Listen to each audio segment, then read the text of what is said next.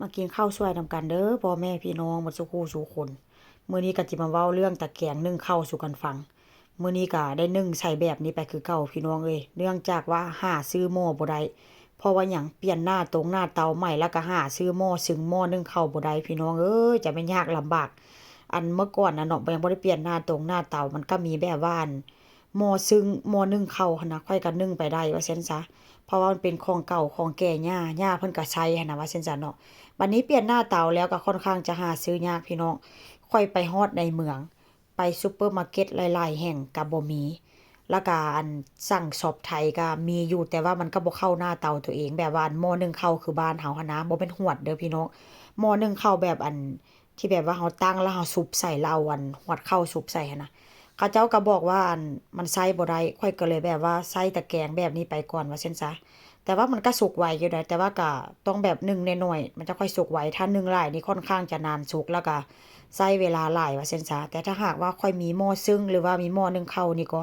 นึ่งก็ประมาณ7-8นาทีนี่ล่ะแต่ว่าก็คือว่าหั่นแหละมันหาซื้อยากแต่ว่าก็มีพี่รุ่นพี่คนไทยอยู่เพิ่นก็บอกว่าอันลองเอาของเพิ่นไปใส่ก่อน เพราะว่าของเพิ่นหั้นก็เนาะมันเป็นหน้าเตาคล้ายๆกับข้อยนี่ล่ะลองเอามาใส่เบิ่งแล้วว่าอั่นมันสิใส่อันฮวดหนึ่งข้าวหั้นใดบ่เพราะว่าฮวดหนึ่งข้าวหั้นก็หมู่ลูกสาวหั้นน่ะเนาะหมู่ลูกสาวเขาจะเอาให้หมู่แม่ลูกสาวว่าซั่นซะ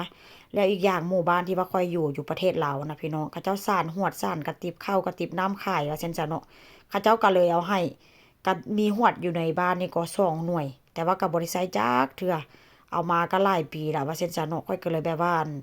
หาซื้อหม้อนึ่งยากหั่นแหละพี่น้องก็เลยบ่ทันได้ใช้จักเทื่อแล้วมื้อนี้ก็เลยแบบว่าจิมานึ่งข้าวเหนียวนึ่งข้าวเหนียวก็นึ่งใส่ตะแกรงไปก่อนมื้อนี้ก็นึ่งข้าวเหนียวตำบักหุ่งเด้อพี่น้องบักหุ่งหั้นก็เป็นบักหุ่งที่แบบว่าอันซื้อมาหั่นล่ะโดนเติบละมื้อนี้ก็จิมาแบบว่าตำเป็นรอบสุดท้ายมื้อนี้ตำไปตำมาก็ใส่บักเผ็ด4หน่วยแล้วก็ใส่กระเทียมแล้วก็ที่ปรุงรสชาตินี่ก็รสชาติด้วยน้ำปลาร้าแซ่บไหมใส่น้ำปลา ใส่น้ำตาลแป้งนัวแค่นั้นล่ะพี่น้องซ้ำนี้ก็แซ่บแล้วแต่ว่ามื้อนี้ก็ค่อนข้างใส่บักเด่นอ้าวหลายเดะแล้วก็สิกินกับอันอิหยังก็ต้มไส้กรอกตอนแรกก็ว่าอันสิต้มอันต้มเห็ดมันนี้เฮ็ดไปเฮ็ดมามันก็โอ้มันสิหลายอย่างโพดหั้นน่ะย้านมันกินหลายอย่างมันก็สิบ่แซ่บพี่น้องข้อยก็เลยแบบว่านึ่งข้าวเหนียวตำบักหุ่งแล้วก็ต้มไส้กรอกแล้วก็ย่างแหละแล้วบางเทื่อเนาะพี่น้องเราตั้งใจว่าอั่นสิกินแต่ตำบักหุ่งกับข้าวเหนียวหั้นน่ะ แล้วเราเฮ็ดหั้นแด่เฮ็ดนี่แด่แล้วก็เอามากินหลากหลายเมนูมันก็บ่แซ่บได้มันเป็นจั่งใดบุถ้าหากว่าตั้งใจสิกินแบบว่าตำบักหุ่งกับข้าวเหนียวก็ตั้งใจกินแค่อันนั้นว่าซั่นซะเนาะเพราะว่าข้อยก็เคยเฮ็ดได้แบบว่าสิกินอันนั้นแด่เฮ็ดอันนี้แด่จังซี้นะเฮ็ดไปเฮ็ดมาก็ตำบักหุ่งก็บ่หมดซ้ำทั้งที่ว่าตำบ่ได้หลายตำน้อยๆว่าซั่นซะเนาะเพราะฉะนั้นแล้วก็สิกินอันใดก็ตั้งใจกินอันนั้นพี่น้อง แล้วอีกอย่างเนาะบางคนก็บอกได้ว่าอันบางคนก็ไปอยู่เมืองนอกเมืองนาก็บ่มีปัญญาซื้อบักหุ่งอย่าไปตีเขาเจ้าเด้อพี่น้องพวกที่อยู่เมืองนอกเมืองนาเขาเจ้ามีปัญญาซื้ออยู่แต่ว่าปัญหาที่ว่าอันมันเกิดหั้นบ่แม่นบ่มีเรื่องเงินเด้ปัญหาที่เกิดนั้นก็คือบ่มีปัญญาไปหาบักหุ่ง